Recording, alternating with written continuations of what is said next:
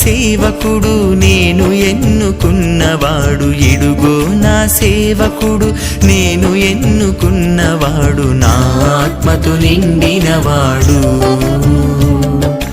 నాకు ప్రీతిని కలిగించువాడు.